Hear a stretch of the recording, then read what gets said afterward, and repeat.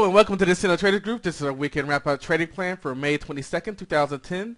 Our website is blog.accendotraders.com, where we put together effective video, technical analysis trading plans on a daily basis. So what are some components of a trading plan? Well, we like to break them down into 4 areas. First is trade direction. Can you tell me which way the market is going? What do you use to determine the trend of the market? Then location. Where are some magnets, where are some areas on the chart that you think would be good places to enter a trade or exit a trade? Support and resistance, moving averages, pivots, especially for our futures traders.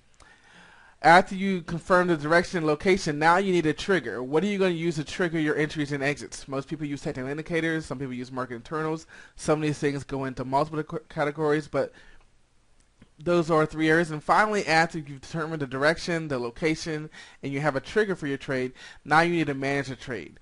And so you obviously want to talk about your stop and your target and examine your reward to risk ratio. So as we look at the week that was, we see that the market was down pretty good this past week. And what's significant about that is that the market switched from being up for 2010 to being down for 2010 this week. So just down 400 and 100 on the NASDAQ and almost 50 on the S&P changed the dynamics of the year. We're no longer up for the year. We're now down for the year. Certainly psychologically to have some impact on the market. All 10 major sectors were down for the week, led by energy. You can see crude was down 7%, back down to about $70 per barrel. There was no real absolute trigger big news this week, but a lot of the down move is being kind of addressed or labeled towards the uncertainty of going on overseas. As far as big news, we didn't have nothing on the economic front. But when we talk about overseas, we can see that part of the selling began when Germany partially banned short sales on some of their stocks, bonds, and their sovereign debt. We also had the euro falling to the lowest level in 4 years, and that means the dollar's rallying, and there's that relationship that as the dollar goes up, the market goes down. So that has a little bit to do with it. But again, there was no real huge catalyst except for the uncertainty. The market likes to know what's going on, and uncertainty makes it feel uneasy. As far as corporate news, we had a lot of retail stocks releasing their earnings this week. Of those, we have Walmart topping expectations, Target topping expectations. You can see 25 out of 26 of these retail companies beat earnings. The one that did not was Sears. It missed on the top and the bottom line, and it reported 2 cents per share when they were expecting 14 cents. So when you have 25 to 26, that can say something good about the consumer, but we'll find out next week because we do have consumer confidence next Tuesday. We also have on Thursday, what happened there? Next Thursday we have second quarter GDP estimates, so we may get a little movement out of that. But what the market really needs is certainty. And so maybe with the passage in the Senate of some of the Wall Street reform, that maybe the market will say that is some certainty, that they know what it is and what it's going to be, that the market might like that.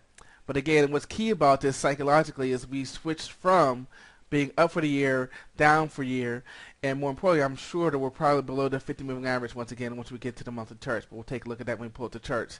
So as we look towards Monday, we have existing home sales, nothing on the earnings front. We basically have round down our second quarter of the earnings.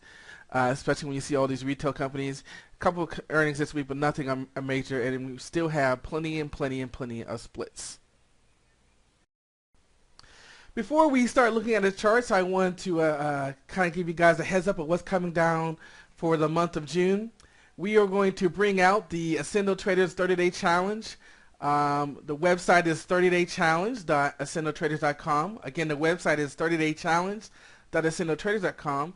And what that basically is we are going to spend a month of getting together as a group, and we will walk you through the process of coming abreast with the stock market. We do have a futures edge to this. We'll be focusing on becoming a futures trader, but it's going to benefit everybody. Technical analysis, fundamental analysis. Again, the Accendo Traders trading plan, we're going to talk about that structure and how to create your own trading plan. We're going to talk about the psychology of the market. So each day we'll be putting out a video. We'll have some discussions with those of you who are participating. And then on the weekends, on Saturdays, we have sort of a webinar, a free webinar, where anybody can come and ask questions about the week's video. So Accendo Traders 30-Day Challenge. The website is 30daychallenge.accendotraders.com. Come sign up, 30 days, free videos, free instructions, and let's all work together to become better traders.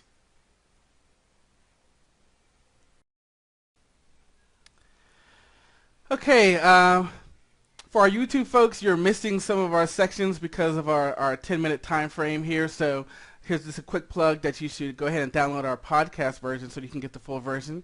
But we're looking at the Dow Jones. We're looking at a daily chart.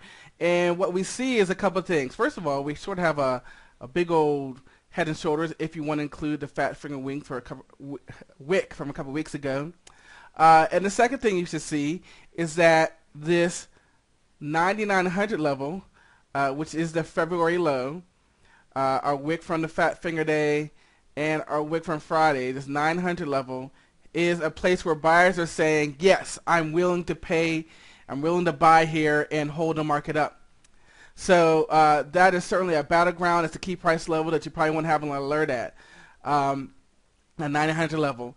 The next thing you should see is on our indicators. We can see stochastics, angling back up, RSI angling back up. MACD has a little bit more to go. I think we're clearly oversold. And a nice conservative entry would be let it retrace back into the moving averages and then head back down, because we do have a bear sentiment. Our moving averages have also crossed over the 50 moving average. Our 5, 10, and 20 moving average have crossed below the 50 moving average. That is bearish. So sentiment-wise, I see that the market is bearish, but we do have a possible retracement coming on here, and a good safe entry would be let it come back to the moving average. Let's go over to the NASDAQ. Here we can see a little bit of the same thing, but what we're going to notice is that both the fat finger day and our gap down day did not actually reach the February lows. So the NASDAQ is holding up a little bit better. You can kind of see the shoulder, big old head, another shoulder, again if you include the wick. So our neckline, our key price level for the NASDAQ is this 2130 level, but you can also come up here and see some movement going on with this 2200 level also. So those are some key price levels for you to watch. Switching over to the S&P 500, it looks very similar to the Dow. We have come down. We are testing the February lows. And the importance of this is whether or not this is going to continue to be a swing high. Obviously, we've got the January highs. Now we got the April highs. That's a swing high. And if we can reverse from here, we can keep that. However, we have a swing lower low, lower high here in the end of April and the beginning of May here, and now we're making another lower low. So if we take out this February, that is certainly bearish. Now the sentiment is definitely bearish. Again, stochastics, RSI angling back up. MACD has a little bit to go. Moving averages have crossed below the 50. Definitely bearish. Safe entry is to let it retrace a little bit before you go bearish. Look at those key price levels. Let's look at the monthly chart to get another view of this. The main thing that we want to look at on the monthly chart is that we have broken the psychological barrier. We're on the Dow Jones, and we have broken back below the 50 moving average. We can see that the 10 and the 20 held up as support. So again, that 9,900 level is a key battleground. Our 10 and 20 moving average are at the 10,100, 10,150 range. So there's our key support levels that we want to watch. And you can see of this big move from March of last year, we are kind of oversold. It's getting ready to handle that. So on the monthly chart, we're seeing bearish action. Let's switch over to the NASDAQ. And we can see that the 2150 level is where the 50 moving average is. So the 50 moving average did hold up, which is certainly good. And that's what you want to see hold up. But again, we can see MACD heading up and heading back down, RSI heading back down. That is a little bearish on our monthly chart. And finally, on the S&P 500, once again, we have broken the 50 moving average. That's in the 20 and the 10 moving average are holding up support, and that is at that 10,080 level. Okay, once again, our YouTube folks, you need to go ahead and check out our podcast so that you can get the full version of our video. You guys know about our partners. We got a great futures trading room. Did great this week. A little skewed because we had great moves this week, so the amount of money you made there is a little bit skewed because it was a great read. Of course, results in that guaranteed trade at your own risk. Great futures broker for you to check out. And we have a turnkey futures trading plan for you to also check out. Trade at your own risk. Remember the 30-day challenge. Donate to keep these videos coming to you, and I will see you guys next time.